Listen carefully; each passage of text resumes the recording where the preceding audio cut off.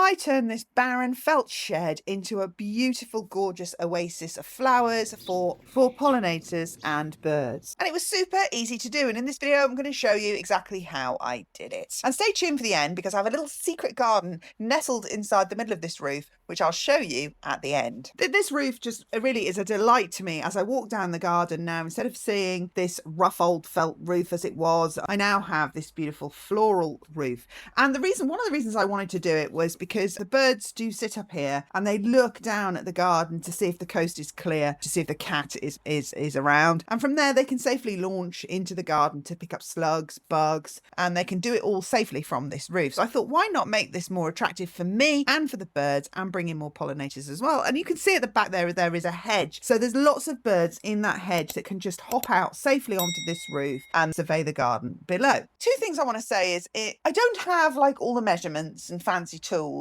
that people have when they do these projects. I just tend to feel my way around a project. So I knew it needed a raised bed, which means it needed a border around the top to hold the compost in. And of course, I wanted it to have a weatherproof membrane, which was just this old tarp. And I also needed to bear in mind the weight. So, I mean, I didn't get technical about it. I know this roof can hold my weight because I come up here and cut the hedge back and use this as a platform. It is a bit nerve-wracking now that it's got extra weight on it. So I do have to be a little bit more careful when I climb up here to water the plants, etc. But you will have to do all those judgments yourself. You'll have to decide the lengths of wood that you want, the size of tarp that you want. I'm not going to tell you how to do that because everyone's shed is different. So that really is step one, is to figure out whether your own roof is suitable.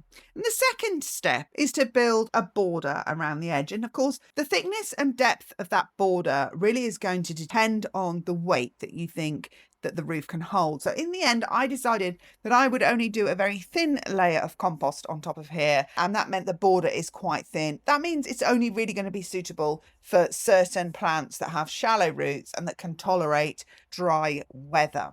So that was what I did next. And I actually had all the equipment that I needed. I was actually just determined not to spend any money and to reuse and recycle wood and other things I already had. I already had this blue tarp. And I have a tilt, I have a slight incline, obviously, for the water to drain away. So what I also wanted to do was leave a little gap where the water could drain away at the back, so that I don't have water sort of pooling on top of the roof or anything like that. So those are other things you need to consider, is where's your water going to go? You also don't want it to overflow over the top of the roof because it will take the compost with it and then you'll lose the nutrients and everything and it'll just make your shed messy. I think I'll probably, in the longer term, I'm going to put a gutter all around here and have another water butt because I nailed the frame to the roof of the chicken shed and then I nailed the tarp to the roof, and really from there that was it. That was really the preparation. And then all I did was I used old garden waste to provide lightweight bulk, because again I'm thinking about the total weight of the topsoil. I actually used topsoil, and so I used dried lightweight waste material that was harvested from the actual garden. So then I put the topsoil on. I used 3 bags, so it's quite weighty, and then I sort of pat it down to fill in the to fall down amongst the dry matter that formed the bulk, the first layer of bulk. And that's just to make sure there's no air pockets and that everything is sort of fairly level-ish before I plant up my plants. Now, when you're considering the plants, going for the long term, I'm hoping that a lot of self-seeding will happen and that this roof will evolve into its own natural ecosystem, such as this one you can see in the cafe area at Great Dixter, from self-seeding and from plants that just naturally thrive in poor soil, in dry soil, in shallow soil, etc. Probably there's going to be grasses. I hope the original that I've planted on here will self-seed. But for this year, I decided to put some annuals in just to sort of jolly it up, get some trailing plants to cover the trim that I put around because the trim is a bit rustic. And then that will just give it a pop of colour right now in the instant. But over time, this is going to self-seed and evolve into its own ecosystem, as I said before. So I really wanted this trim covered as well. So I picked petunias and lobelia trailing varieties. Unfortunately, they haven't really trailed as much as I would like. So that's something for me to bear in mind if I redo this next year. So in terms of the plants I chose, well, I thought about this afterwards, really. You need plants that are only as deep as the soil you've got on the roof, that plants that can thrive in a very shallow amount of soil. So you're looking for shallow rooted plants. Now, when I got some of my plants home, it was quite evident from the pot they were growing in, I realised immediately my error. The pot was, 3 times as deep, 4 times as deep as the depth of this compost on the roof. So I knew these roots were going to suffer. Some of them I planted up anyway, but they have in fact suffered.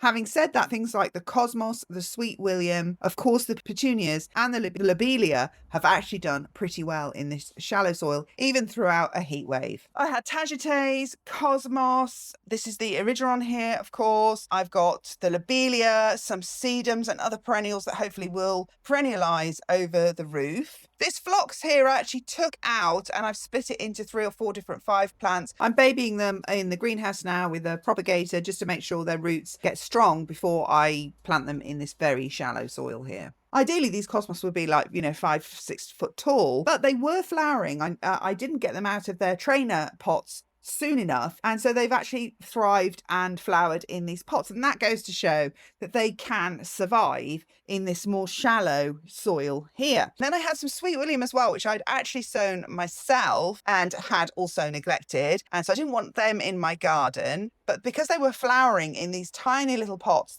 because I hadn't potted them on, I knew they could also survive on the roof, and hopefully they will be one of the ones that self-seed as well. Petunias, of course, are great because they can go for long periods without water once they're established, so I knew they would be good, but I did want them to hang down more than they actually have ended up doing. But that's my selection, and then of course over time I'm certain there will be grasses and all sorts of things that will self-seed over here. And of course, if you have any suggestions, pop them in the comments below, because I'm all ears and completely open to new ideas. I certainly don't want to be climbing up here every day watering this roof, so it's going to have to find its own level, and I'm going to have to play around with the plants that can and can't survive over the long term. So that was my starter roof pack. So I just climbed up on the roof basically and I potted them up. Some of the ones around the edges I could just do from a ladder. So really potting things up wasn't that big of a deal. I was looking for trailing over the front and the sides, and then of course taller ones just behind that, and that was the cosmos and the sweet williams. Now I did have to leave myself a little space on the corner here where I'm filming just here that I could climb up here and obviously water these plants while they're establishing inside here. But I didn't have the budget really to cover the entire roof with plants that were only going to be annuals. So what I've done in the interim is let me stop there. What I did was I created a little secret garden. And so in the center of the garden, in the center of the roof, as I said, I created a secret garden for the birds. So let me show you that now. A water bowl, 3 upturned logs and some sticks for the birds to feed up here.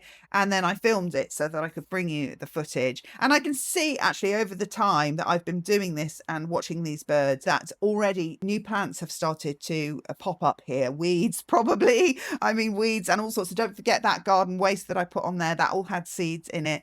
So we'll see what comes up. But the birds certainly seem to love it. It's an absolute oasis. As you can see, my first visitor was in fact a mouse. It is an oasis. I've moved the ladder away, so the cat can't get up here. The only things that we can really get up here are the mice, the pollinators and the birds. And it's really been a delight. The birds have been a little bit nervous coming forward, but I have noticed over time more and more are starting to come. And I certainly noticed, I don't know whether they're suspicious of the camera, because I can film it for an hour and I see like 3 birds in the video, but when I come back and hardly any food goes, but then when I come back the next morning, when I've taken the camera away, because in case it rains overnight or something, I bring the camera in, and then in the morning everything's gone. So I think I wonder if they don't like the camera. Animals are pretty smart. They're maybe a little bit suspicious of it. But anyway, that is my living roof. It's an absolute delight. I absolutely love this little secret garden here. As I say, this will evolve. I want to put up some bird boxes up here and some different varieties of food and the way the food is arranged, just to finish it off, just to make sure this is a really safe space for the birds. As I said, it's an evolving situation. It's not finished, but I'm really pleased with the result. It's really nice to walk down this garden now and see this chicken coop / garden shed clad in flowers, and knowing that I'm feeding the birds and that they can hide and have their own little world up here that no one else can touch. And I'm also going to be putting a pond down the bottom, so I have been re-landscaping this area a bit, hence why it looks a bit messy. So obviously look out for that. That's all coming soon. So if you like the video, don't forget to subscribe, like, share with your friends and all that jazz. And oh, I forgot to mention, I've opened another channel, which is Jill Bretherton Clips, because I didn't think the clips worked on this channel, because you watch my videos, you don't need to see repeats in clip form. So I'm going to be putting clips, which is shorter versions of the videos, into my other channel. So make sure you look for that just below here in the banner on my channel and click on that and subscribe. Thanks for watching. See you again soon. Bye.